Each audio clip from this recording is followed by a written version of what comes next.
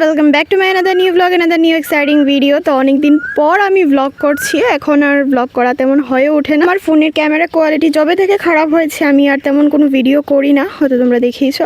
এখন তেমন কোনো আর ভিডিও আসে না। দিন ধরে ওয়েদারের যা অবস্থা, প্রচণ্ড পরিমাণে বৃষ্টি হয়ে যাচ্ছে, থামার কোনো নামগন্ধ নেই। এই যে আকাশের অবস্থা, এখন একটু বৃষ্টিটা কম আছে, কিন্তু তাও কখন যে চলে আসবে কোনো ঠিক ঠিকানা নেই। আর এই বৃষ্টির জন্য ঘরের কাজও তেমনভাবে করানো যাচ্ছে না, কারণ বৃষ্টির মধ্যে ওরা কিভাবে কাজ করবে। এখনো তো অনেক কাজ বাকি রয়েছে, কবে যে কি হবে জানি না। যাই হোক, আমার ওই দিন ছিল একটা মেহেন্দির বুকিং, আর তারপরের দিনও ছিল একটা বুকিং। তার জন্য আমি আগে মেহেন্দিটা প্রিপেয়ার করে রেখে দিয়েছিলাম পরের দিনের জন্য। ওটা কমপ্লিট হয়ে যাওয়ার পরে আমি ওই দিনের ব্রাইডের সব কিছু রেডি করে একদম প্রপার নিয়েছিলাম, কারণ পরে ভুলে গেলে আর যেহেতু দূরের লোকেশন আমি আর বাড়ি থেকে এসে নিয়ে যেতে পারবো। তারপরেই আমি বেরিয়ে গেছিলাম। আর প্রথমে আমি গেছিলাম খুশিদের বাড়িতে, কারণ আমার মেহেন্দি ব্রাইডের লোকেশনটা ওর বাড়ির পাশেই ছিল। তো তারপরে আমি ওকে নিয়ে চলে যাই ওদের বাড়িতে। আমার টাইম ছিল 3:30-এর সময়, আর ব্রাইড বলেছিল যে একটু লেট করে আসার জন্য। তার জন্য আমি 1 আওয়ার লেট করে যাই। 4:30 বাজে তখন আমি যাই, গিয়ে পৌঁছাই, মানে ওদের বাড়িতে যাই আর কি।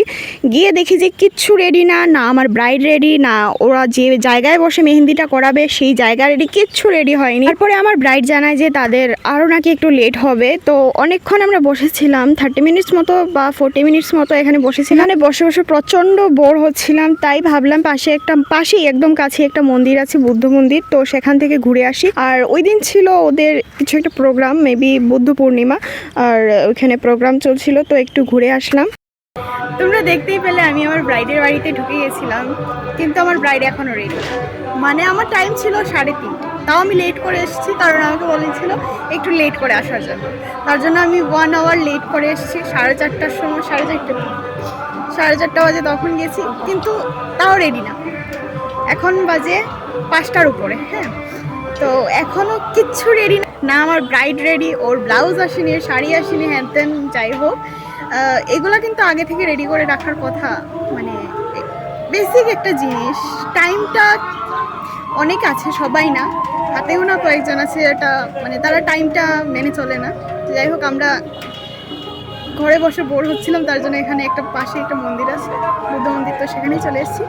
আর যেটা আমার বলার, মানে আমি বলবো বলে ভিডিওটা অন করলাম, তোমরা প্লিজ যারা আমার ব্রাইড আছো, যারা আমার কাছে মেহেন্দি করাতে চাও, তোমরা প্লিজ টাইমটা একটু মেনটেন করে চলবে, কারণ আমিও একটা মেয়ে, আমারও বাড়ি যেতে হয়। আর এমন না যে আমি সব সময় আমি গাড়ি রেন্টে নিয়ে আসতে পারবো, যেতে পারবো। তোমরা প্লিজ টাইমটা মেনটেন করে চলবে, কারণ আমাকে বাড়ি যেতে হয়, রাত হলে স্বাভাবিক আমার প্রবলেম। আমিও একটা মেয়ে, তো তোমরা যেহেতু একজন মেয়ে, তোমরা সবাই এই জিনিসটা একটু মেনটেন করে চলবে, টাইমটা বেশি। তো এটাই বলার ছিল আমার, মানে জাস্ট আজকে আমার কোনো ভাষা নেই বলার।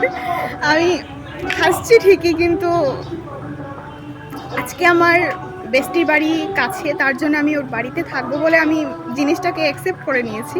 বুদ্ধ মন্দিরে আমার যেতে বেশ ভালোই লাগে, কারণ ওখানে এতটা শান্ত পরিবেশ থাকে, মানে কোনো সাউন্ড থাকে না, সম্পূর্ণ সাউন্ডলেস।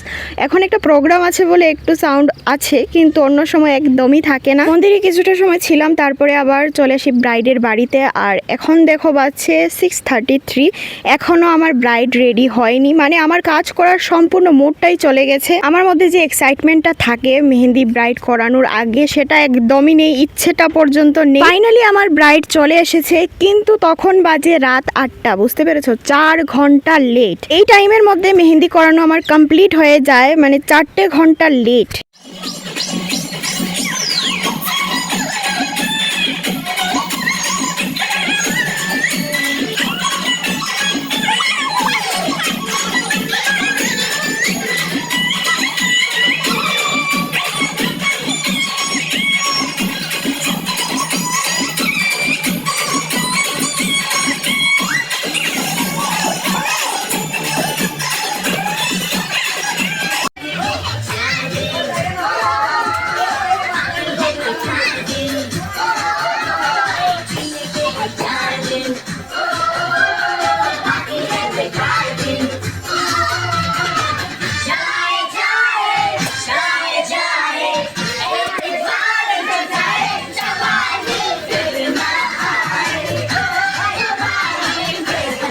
আমি তোমাদেরকে আরেকটা জিনিস দেখাই। এই যে হাতের মধ্যে আনওয়ান্টেড হেয়ারগুলো থাকে, আমরা বলে থাকি এগুলো রিমুভ করার জন্য, কিন্তু আমার ব্রাইড করেনি। তার জন্য আমার তো প্রচন্ড প্রবলেম হচ্ছিল, আমি ডিজাইন ঠিকঠাকভাবে বসাতে পারছিলাম না, স্ট্রেট লাইন টানতে পারছিলামই না। হাতে লুম থাকার কারণে ডিজাইন একদমই ভালো হয়নি, যেটা আমার ভালো লাগেনি। আর ওদের ডান্সের চক্করে এই যে পুরো ডিজাইনটা নষ্ট হয়ে গেছে, পুরো ঘেটে গেছে। একটা কথা আমি ভিডিওতে বলে রাখি, তোমরা যারা বিয়েতে মেহেন্দি করাতে চাও বা আমার আপকামিং ব্রাইড যারা আছো, তোমাদের উদ্দেশ্যে আমার এই কথাটা, বা তোমরা যে কোনো আর্টিস্টের থেকেই করাও না কেন, সবার জন্য একটাই আমার মেসেজ থাকবে, মানে তোমরা ফটোগ্রাফারের জন্য ওয়েট করো। ফটোগ্রাফার এলে তোমরা মেহেন্দি করাতে বসবে, বা আমি যাওয়ার সাথে সাথে ফটোগ্রাফারকে ফোন করে দাও আসার জন্য, কিন্তু তারা এসে কি করবে? কাজ কমপ্লিট না হলে ওরা ফটোগ্রাফিটা করবে কিভাবে? আর আমার কাজ কমপ্লিট হওয়ার পরে এটা শুকানোর তো একটা ব্যাপার আছে, তো সাথে সাথেই যদি করানো হয় আমি দেখাবো কি হয়েছে সেদিন, সবটাই দেখাবো। তো এই জিনিসটা তোমরা করবে না। আমার লাস্ট মান্থের ব্রাইডের সঙ্গে এমনটা হয়েছিল, আমি যাওয়ার পরেই দিদি ফটোগ্রাফারদের ফোন করে আসতে বলে। আমার কাজ কমপ্লিট হয়নি, তখন ওরা ফটোগ্রাফি করে চলে গেছে, মানে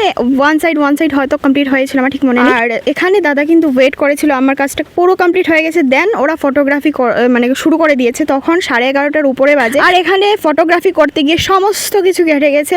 লাস্টে যে ব্যাক সাইডের যে মেহেন্দিটা করিয়েছিলাম সেটা সম্পূর্ণভাবে ঘেটে গেছিল। আর